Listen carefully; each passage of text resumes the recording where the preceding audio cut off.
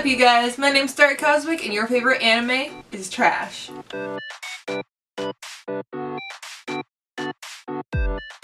Welcome to Anime Excess, a show where I make dumb videos about anime characters and things that nobody asked for. It's just excess anime garbage. So I should be reviewing anime, but instead of doing that, I decided I'm going to sort the class of 1A into Harry Potter houses. Because everyone wants that information. Totally. Yeah, it's relevant. This wound up being a lot harder than I thought it would be for a lot of the characters. So I decided to choose their houses based off 3 factors. 1, their personality.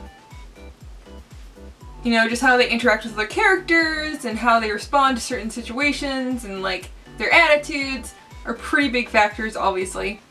2, their dreams and aspirations. What drives them to want to be a hero? What kind of hero do they want to be? And 3, general aspects about them. Are they smart? Are they dumb? Are they strong? Are they weak? Things like that. Also, I noticed a lot of these characters, as J.K. Rowling said, you can fit into multiple houses. You're not pigeonholed to one house, which is something that I found really difficult. I know a lot of people are going to disagree, and that's fine. In fact, if you disagree, I want to hear it, and I want to hear your argument on why they should be in another house. So let me know down in the comments on who you think I got wrong and what house they should be in. Alright, so I'm going to go through the list via the seating order that is provided on the Wikipedia page. So we're going to start with Oyama and end with Momo. I put Oyama in Gryffindor. I know a lot of people might not agree with that because he's not a very brave character, but I think he's a character who is very full of himself. Because Gryffindors, while they are brave, he's very brave with his personality. Like, it's a different kind of braveness. It's not necessarily, I will jump into and save the day. Also, Gryffindors tend to be, again, very full of themselves. No offense, Gryffindors. You think you're the best house. And that you have no bad qualities. Mina. I also made Mina a Gryffindor.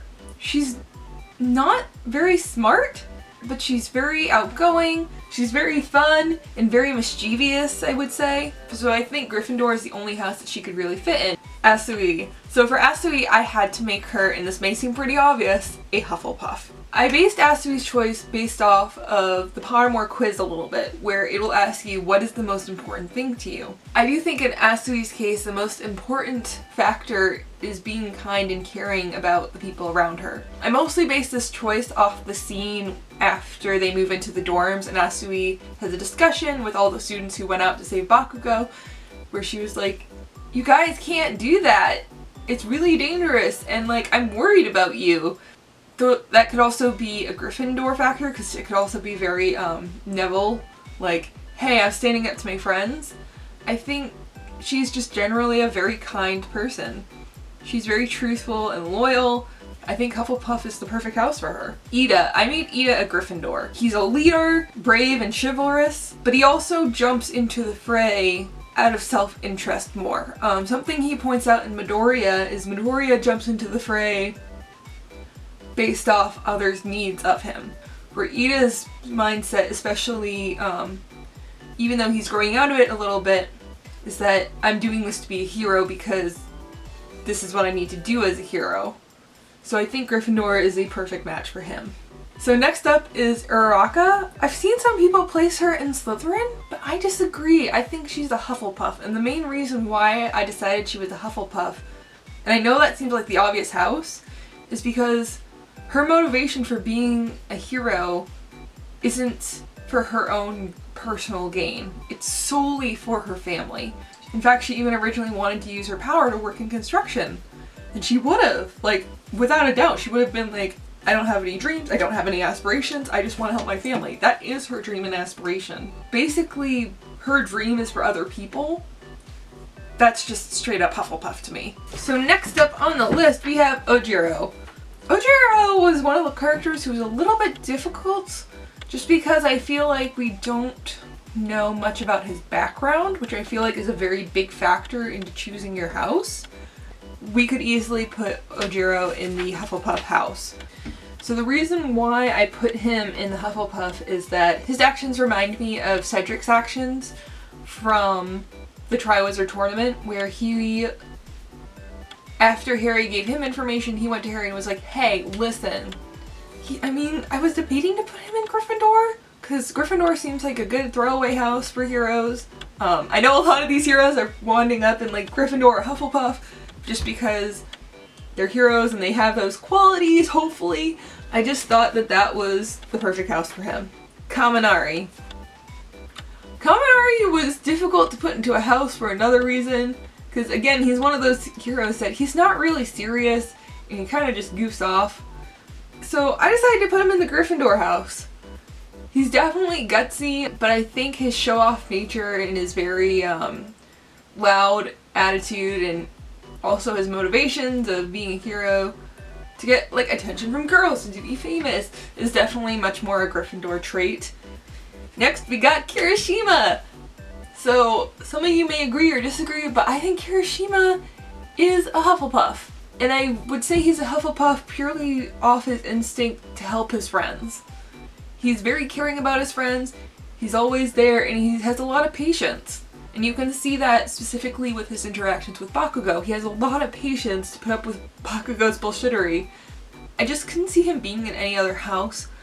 Possibly he could be in Gryffindor, but I just don't think he's like full of himself. It's true that it's true that he's chivalrous and is willing to go out of his way, but Hufflepuff is just such the perfect fit for him. Next up we got Koji. He's a Hufflepuff. I feel like we don't know anything about Koji other than he's nice and good with animals. He's just the stereotypical Hufflepuff. I'm sorry. There's no other house he could possibly be, like, at all. Next up we got Sato. Sato is also a Hufflepuff. Why? Typical Hufflepuff qualities. He bakes and like shares food with everyone and is super nice and has snacks. Again, I don't know a lot about his background. I don't think we're ever gonna get more of his background, but he's a Hufflepuff. Next up we got Soji. He's a Ravenclaw. He's just very cool and methodical and wise. Like, he makes wise decisions. They may not be the decision he wants to make, or like, for example, running away from villains. He could want to fight back. I don't know enough about him, but he definitely chooses the wise decision over other decisions. Next up, we got my girl Jiro. This one I think a lot of people will disagree on me with, just because of, it seems like Jiro is one of those people who would fit very obviously into like Ravenclaw, but I think Jiro's a Slytherin. Now before anyone jumps on me as like, she's not evil and she's like a good girl, I put Jiro in Slytherin because, not because of her ambition necessarily, but because she's a very cunning character. She looks at the world around her and uses that to her advantage. And because of these traits, this also makes her a very good leader. She led Koshi to victory by being like, hey, there are bugs. You could use those to get to Mike when they're being attacked by the villains, when they're doing the rescue training. She comes up with the idea to use Kaminari as a stun gun. She is very smart, but I feel like Ravenclaw just isn't quite the right house for her. Zero. Zero's a Gryffindor. He's very charismatic, he's very outgoing. Yeah, he's a Gryffindor. Tokiyami. I know a lot of people are gonna disagree with me about this one, but he's a Gryffindor. I know a lot of people are gonna be like, hey, he should be a Slytherin, but he's a Gryffindor. And the reason why I decided this is he's very chivalrous. He's not necessarily full of himself like other Gryffindors, but I would say he acts bravely. You know, trying to be a hero with the power that's hard to control like that is very brave. Next up we got Todoroki. This should come as no surprise. He's a Ravenclaw. He's just very wise. He's very studious, and that's pretty much it. Toru. I don't know enough about Toru to really place her in a house, so I just kind of threw her in Hufflepuff because she's sweet and bubbly. I feel like she doesn't really have any huge motivations for being the hero, unless like I've just missed something. And so yeah, she's a Huffly Puffly. Next up we got Bakugo. This one is, again, pretty obvious. He is a Slytherin. He's very much in being a hero for himself. He's not doing it to save people necessarily. He's doing it to be like All Might and to be famous and to be rich. Now that doesn't mean his ambition's any less great. He's very motivated, self-driven, and he is going to be one of the best heroes. He has already decided that, and he's not going to let anyone prevent him from doing that. So yeah, he's a Slytherin. There's not much else to say there either. Next up is Izuku, Midoriya, my boy, my baby cabbage, my baby broccoli boy. He's a Hufflepuff. He's a Huffly Puffly, the softest boy. Some people have placed him as a Slytherin because of his motivation, and I totally understand not wanting to go with normal stereotypes. But the specific reason he's a Hufflepuff is because all his ambitions and dreams are based off saving other people. He looks up to All Might, but not because All Might's amazing and cool. He looks up to All Might because he helps people, because he saves them. And that reminds me a lot of when Harry and Cedric, during the Triwizard Tournament, get pulled out of the maze and they wind up facing Voldemort. And Cedric, even though he has no chance of winning, he tries to protect Harry and winds up getting killed. That correlates exactly to Midoriya's line of thought. He's not there for any other reason than to help other people. He's just the biggest Hufflepuff ever. He's not concerned with his own self-preservation. He's not concerned with what other people think and what he can and can't do. He's there to help and save people. He is a Hufflepuff. End of story. Next up is my least favorite grape boy, Mineta. He's a Ravenclaw. He's a cunning little shit. I don't want to spend a lot of time on Mineta, but he's a Ravenclaw. Next up we got Momo. Momo's a Gryffindor. She's a Gryffindor because she's a great leader, very outgoing.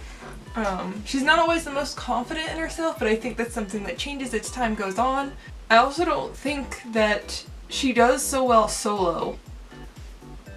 I think her real strength is being a leader and bringing others with her to victory.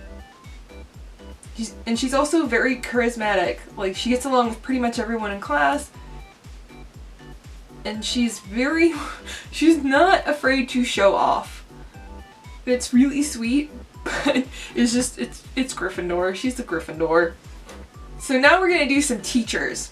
Aizawa, Ravenclaw. His line of thought is very, I'm gonna make these kids heroes, and if they don't make the cut, they gone. Bye! Out of my face, because being a hero is a risky job and it takes a lot of self-sacrifice, and I don't want someone who's just gonna get themselves killed. I want someone who's able to not only just use their powers, but also think. I think Ravenclaws do also tend to be a little more cold and tend to think, again, more methodically, where it's like, it's not about my personal feelings, it's about what needs to be done. I also don't think he really became a hero to simply save people, in the same way that other heroes have. Like, for example, All Might. I think he became a hero because he had good powers, and that's what made the most logical sense. Present Mike, Gryffindor. He's very loud, he's very noisy, he's very mischievous. He's definitely someone who strikes me as a kid who was like, I'm gonna be a hero because that's the cool thing to do, and money and fame, and yeah. He also doesn't really think about the rules. Like, Aizawa kind of keeps him in line. It's like, you can't do that, you would get in trouble. He's a Gryffindor. Finally, the moment you've all been waiting for, the #1 hero of all time! He's a Hufflepuff! Again, this was an easy choice for me because of why All Might's a hero. And it's honestly the reason why he resonates with people so much and gives them so much confidence and so much pride and strength. He's a hero to save other people, and that's why he was chosen to be a hero. Does things because it's the right thing. He didn't have to pass on his power to someone, but he chose to because it was time to do so. Because the world was going to need another All Might, so to speak. Even when he's losing his power, he still insists on going out of his way to save people, to the point where he's barely able to teach a class because he has to hide a secret and he can only have 3 hours, but he'd rather use that 3 hours to save people, which makes him helpful and willing to, to put himself out there to a fault. He's a Hufflepuff. Okay, and that's everyone in 1A, plus a couple teachers. So, again, like I said earlier, if you think I was wrong about anyone and what house they belong in, tell me who it was and tell me what house they actually belong in down below. And also, if you want to see me sort some more people, whether they be other students of UA or other characters in other series, let me know. But yeah, I'm Starry Cosmic, your favorite anime is trash, and this is Anime Access. See you next time for more junk anime info that you didn't want. Bye!